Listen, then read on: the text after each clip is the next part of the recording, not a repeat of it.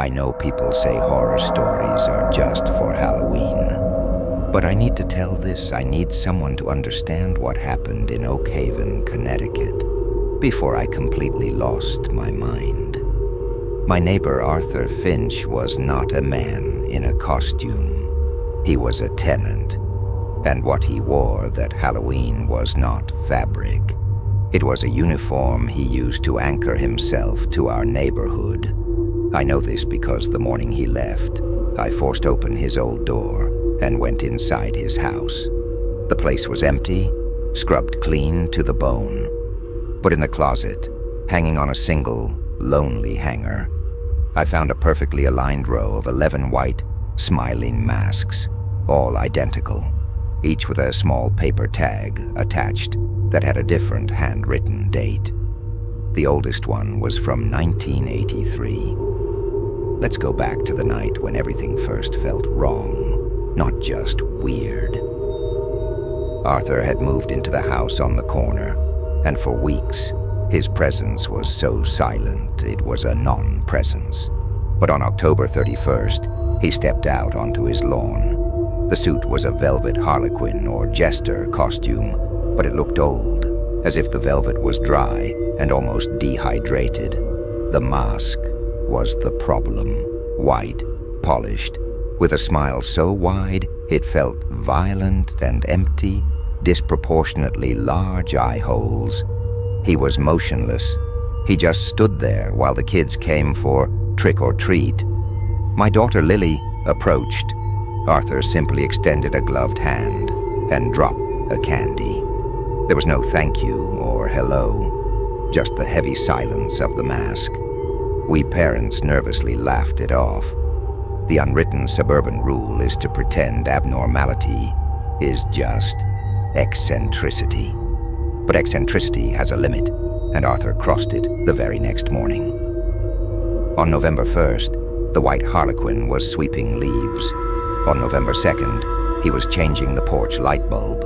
A week later, he was at the grocery store. He never, ever took the costume off.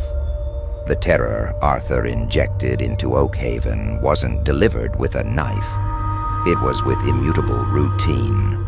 The predictability of his presence in that costume shattered our own. With every passing day, the costume felt less like a joke and more like a creature's skin.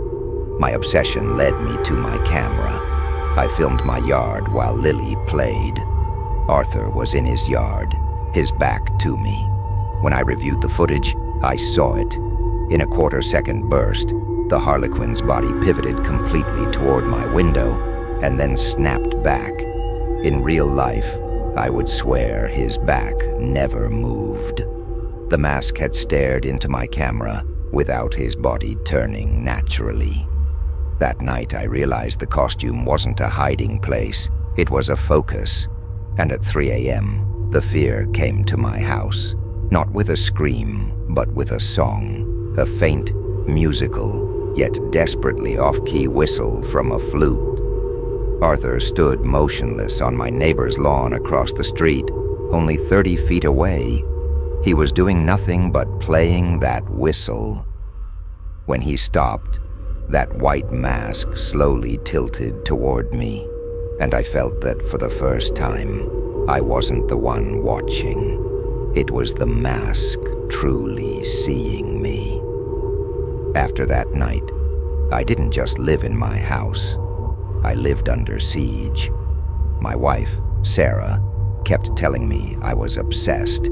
He's just a weird guy, Daniel. Stop looking at him. But how could I not look at him? He was the only thing that didn't fit, and therefore the only thing that felt real. He was the crack in Oakhaven's perfection. I tried to reason with him, like proper suburban adults do. One day I gathered the courage and approached his property. "Good morning, Arthur," I said, forcing a casual smile. "Nice day for sweeping." The white mask remained fixed, not a twitch. He didn't blink, although I know the eye holes wouldn't allow it anyway. It was the total silence that disarmed me. It was a silence that demanded a response. but the only proper response was retreat. When I turned to leave, I noticed something on his front sidewalk.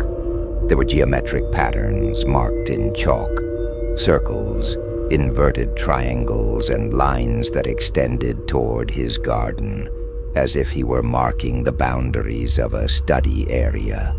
It was then I understood the immutable routine.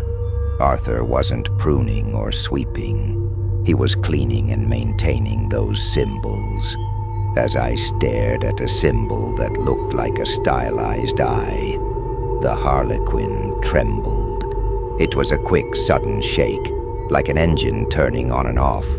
His gloved hands slammed the edge of a gardening tool onto the concrete, and I heard the second sound that broke my nerves, a deep, hollow, damp sigh that came directly from the mask. It wasn't a man breathing. It was an object releasing pressure. The message was clear: don't cross the line. From that day on, Arthur stopped being a passive watcher. The Harlequin became an active adjuster. If a child left a toy in the yard, the Harlequin would pick it up, hold it for a moment, and then put it down in a slightly different place, as if correcting the position of a piece on a giant chessboard. We noticed it in our own yard. We had a small garden gnome that always faced our house. One morning, with no footprints on the lawn, the gnome had been rotated 180 degrees. It now faced directly toward Arthur's porch. Then my wife noticed Lily's swing set had been moved 2 inches north. The Harlequin was making small psychological adjustments. He didn't want to frighten us. He wanted to reorient us. He wanted everything in the neighborhood to face him. It was a form of subtle control, an imposition of his own geometry onto our suburban chaos. I felt like my own house was part of his macabre art installation. The certainty hit me hard. Arthur Finch wasn't wearing the costume to hide. He was wearing it to perform his job, and I was starting to understand the nature of his assignment. The feeling of being watched became unbearable. It was as if Arthur's mask was using our own eyes against us. People started closing their blinds at night and stopped using their backyards. The fear was no longer about a ghost. It was about an intrusive, psychological presence that dictated the rules. One night, the paranoia was confirmed. Lily woke up screaming, not from a nightmare, but from the same terror I felt. "Daddy," the smile. The mask was looking in my window. I calmed her down, but checking her things, I noticed something was missing. Her silver locket, a small birthday gift she always wore, was gone. I assumed she'd lost it in the park. I couldn't wait for morning. I had to know the truth. I grabbed a dark jacket and waited until 4 a.m., the absolute deadest time of the night. I crept over to Arthur's house. The property was strangely dark. For the first time, the Harlequin wasn't in the yard. I went onto the porch and crouched down by the basement window. There was a faint light inside. I peered through the glass. What I saw wasn't a man. It was an operator without a mask. Arthur Finch was standing with his back to me, hunched over a table.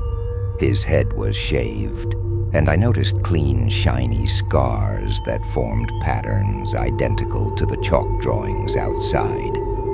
It looked as if his own flesh was part of the ritual. He was in the center of a large circle, made from something dark that looked like wax or ash. But the most terrifying thing was on the table, a collection of personal items from Oakhaven neighbors. A child's baseball cap, an old gardening glove, a mailbox key, and, what made me gasp, Lily's small silver locket. Arthur was touching each object with his finger, mumbling something in a slow, guttural language I couldn't place. It wasn't English. It wasn't human. It was a language of function. And then, without turning, Arthur stopped. His body went rigid. The mumbling ceased. I knew he had sensed me. His body, maskless, tense, and scarred, was more frightening than the Harlequin. Then slowly, Arthur Finch raised his hand to the table, not toward the objects, but toward the white, featureless mask. He picked it up, still facing away from me, and brought it up to his head.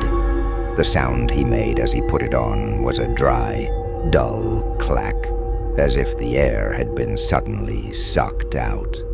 At that moment, the basement light snapped off. I ran home, knowing I had screwed up. I wasn't dealing with a psychopath. I was dealing with a guardian, an operator who used the mask as a focal point or an anchor for something else.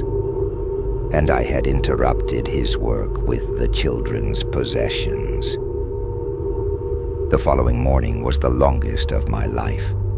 I stayed in the living room, watching Arthur's house, knowing he saw me, and I had given him a reason to adjust his routine toward me.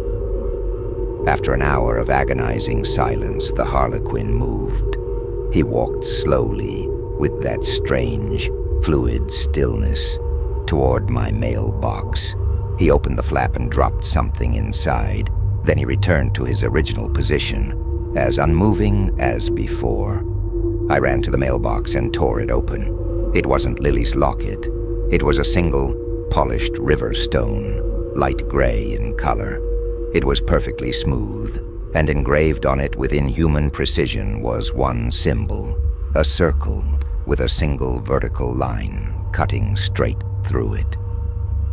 What made me sink to my knees wasn't the object, but the exchange.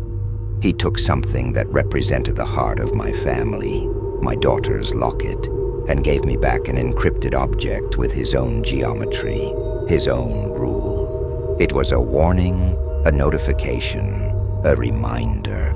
He wasn't interested in crime. He was interested in transaction. In that moment, I understood. Arthur Finch was not a neighbor. He was a guardian of a boundary. And by stealing from my daughter and then giving me that symbol, he was telling me that I had crossed the boundary, and now he had the right to make a final adjustment. I showed Sarah the stone. I told her we had to leave. I didn't tell her about the basement. I just said, that man is evil, and it has something to do with the dates in his closet. Surprisingly, she didn't argue. My fear had finally become so real that it was contagious. That afternoon, Arthur Finch's house filled with moving trucks. The Harlequin directed the loading, always in costume. He never spoke to the movers. He just pointed and waited. By nightfall, the house was empty. Arthur was gone. He left the neighborhood exactly as he found it. Quiet, safe, and with the lawns cut. But he left us with the certainty that an operation had taken place, and that operation had been successfully closed. We moved out of Oakhaven 2 days later. We never looked back. But the terror Arthur Finch left behind isn't a one-night horror. It's a systemic terror.